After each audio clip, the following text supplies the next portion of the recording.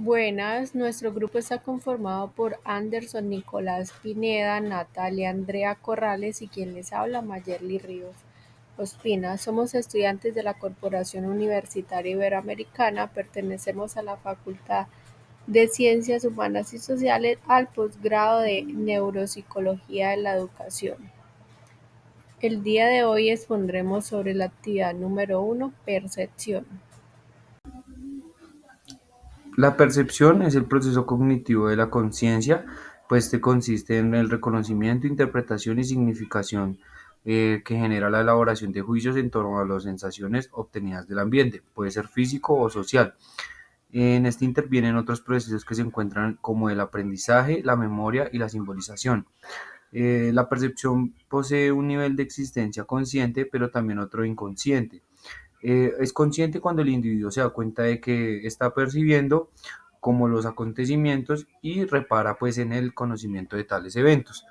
También se encuentra el inconsciente, que es cuando hay sensaciones que llegan a la mente y son procesados de forma, pues como lo dice su nombre, inconscientes, pero estas se juzgan como percepciones subliminales a la cual por mucho tiempo se les negó. Actualmente pues es un hecho comprobado de que estas sí existen. La transducción es el proceso mediante el cual la energía de un estímulo externo se convierte en una señal bioeléctrica. Pues esto se da por medio de unos procesos, los cuales pues son diversos tipos de receptores y pueden ser agrupados en tres mecanismos básicos, como puede ser los modelos de señales generada que involucran la modificación de canales iónicos, los que provocan cambios en el potencial de reposo de la célula sensorial, conocido como el potencial receptor. En algunos casos, este proceso también puede involucrar segundos mensajeros. Bueno, la mayoría de señales son sustancias químicas como hormonas, neurotransmisores y factores de crecimiento que se unen a proteínas específicas llamadas receptores. Pues sobre las células o dentro de ellas, las señales pasan de una molécula a otra por medio del interior de la célula, lo que produce una respuesta celular específica como multiplicación o destrucción celular. La traducción de las señas es importante para el crecimiento y el funcionamiento celular normal, ya que las células que tienen moléculas de señalización son anormales, a veces se vuelven células cancerosas. El procesamiento subcortical del sistema nervioso central, a cargo del tálamo y los ganglios basales, filtra y dirige la información sensorial hacia la corteza cerebral. Estas estructuras son esenciales para la percepción inicial y para coordinar respuestas rápidas y automáticas frente a estímulos externos. El cerebro tiene dos niveles importantes del procesamiento, el subcortical y el cortical.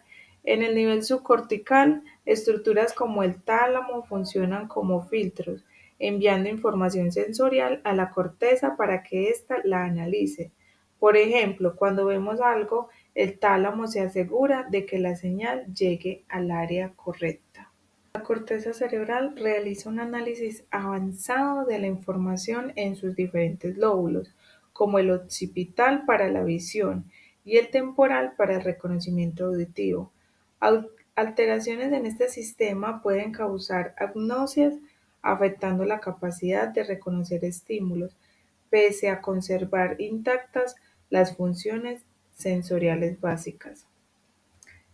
Como podemos ver, en el nivel cortical, cada lóbulo de la corteza cerebral tiene diferentes funciones, las cuales son funciones específicas. Por ejemplo, el lóbulo occipital interpreta lo que vemos, mientras que el lóbulo temporal nos ayuda a reconocer sonidos o recordar cosas. Si estas áreas se dañan, pueden surgir una agnosia donde la persona ve o escucha, pero no puede identificar lo que percibe. Esto muestra cómo la subcorteza y la corteza trabajan juntas para, para permitirnos comprender el mundo. Tipos de agnosia. Iniciamos con un concepto. Las Las gnosias son procesos de reconocimiento de los estímulos gracias a la función integradora de las áreas de asociación del cerebro, en colaboración pues con diversas estructuras corticales y subcorticales. La lesión de las áreas asociativas pueden impedir la atribución de significados a los estímulos sensoriales, provocando estas agnosias. Los requisitos que pues se exigen para el diagnóstico de una agnosia serían los siguientes, algunos vamos a nombrar. Primero, se produce pérdida de la capacidad para el reconocimiento de los objetos previamente conocidos por el sujeto. 2. Los receptores periféricos sensoriales tienen que estar indemnes o si existe un déficit parcial. Este por sí solo no justifica la dificultad para atribuir significado a los estímulos. Y tercero, no debe existir hipoestesia o anestesia que impida el reconocimiento de los estímulos. Dentro de esto encontramos la agnosia visual. Estas consisten en la dificultad para el reconocimiento visual de objetos u otras categorías relacionadas también como personas, objetos o colores. Suficientemente conservada la agudeza visual y la capacidad de rastreo, así como las funciones mentales superiores y el lenguaje visual. Algunas de las principales características de la agnosia visual son ausencia de efectos visuales que justifiquen la agnosia, aunque es frecuente que se acompañen de trastornos sensoriales. Otra sería presencia de lesiones en áreas de asociación visual 18 y 19. Otra sería no hay déficits atencionales ni en el estado de conciencia que justifiquen el cuadro agnóstico. Otra, el nivel mental está preservado y por último, previamente a la lesión se disponía de capacidad para atribuir un significado correcto a los estímulos visuales presentados. También tenemos la agnosia auditiva. Estas agnosias auditivas son lesiones del lóbulo temporal. Además de producir deficiencias sensoriales en la codificación de los estímulos auditivos, también pueden provocar agnosias auditivas que se definen como una dificultad para conocer el significado de los estímulos acústicos no verbales. Estas agnosias auditivas se producen también en personas sin deterioro cognitivo que tienen las áreas auditivas primarias preservadas. Junto con las agnosias visuales, las agnosias auditivas son las más frecuentes y las mejor estudiadas y también pueden afectar el reconocimiento musical. Amusia. El reconocimiento de los sonidos no verbales, agnosia de sonidos, o al reconocimiento verbal, agnosia verbal pura. Encontramos las agnosias somatosensoriales. Estas se tratan de trastornos producidos por lesiones de áreas somestésicas situadas en las zonas parietales posteriores, estando preservados los receptores sensoriales para el tacto, así como las áreas somestésicas primarias de la corteza parietal.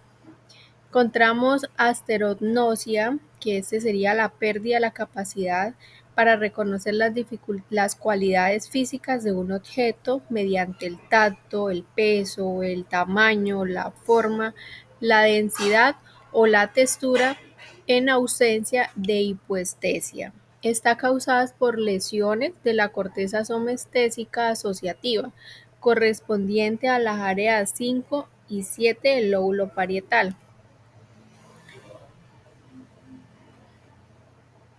Dentro de los tipos de agnosia también encontramos agnosias olfatorias.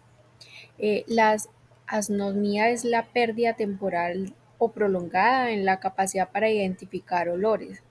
A diferencia de otros sentidos, el del olfato está infravalorado porque su presencia en nuestra especie no resulta de tanta importancia para la comunicación y la supervivencia como el sentido de la vista o del oído, por lo que es frecuente que los trastornos olfatorios resulten infradiagnosticados. Las anosmia pueden venir acompañadas por la disminución en la capacidad para discriminar sabores, aunque en pacientes anósmicos tienen que estar preservada la capacidad para la identificación de los sabores básicos. Con el paso del tiempo, el sentido del olfato tiende a degenerarse progresivamente, calculándose que entre el 1 y el 2% de la población presenta este problema. La pérdida de capacidad olfatoria puede deberse a diversos factores, como degeneración o lesión del sistema del nervio olfatorio, también como traumatismos craneoencefálicos. Encontramos también los tumores en las bases del lóbulo frontal, la degeneración de los órganos periféricos del sentido del olfato, también la desviación del tabique nasal, alergia, resfriado común, pólipos nasales, toxinas virales o bacterianas, anosmia congénita, utilización frecuente de vasoconstrictores, tabaquismo, ya que pues la nicotina y el alquitrán alteran la capacidad olfatoria, lesiones corticales, especialmente el lóbulo temporal, el síndrome de desconexión, cuadros histéricos. Estos serían eh, los factores diversos que tienen la pérdida de la capacidad olfatoria. También tenemos las agnosias para las enfermedades. Esta se trata de la ausencia de conciencia o la negación de una enfermedad, ya que pues el sujeto niega que tenga algún problema e incluso cuando se le presenta el miembro paralizado. Las lesiones talámicas pueden impedir la integración de las distintas informaciones sensoriales, provocando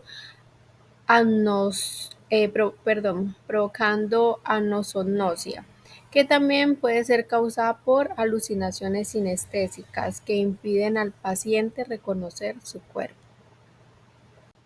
Gracias, esa ha sido nuestra presentación.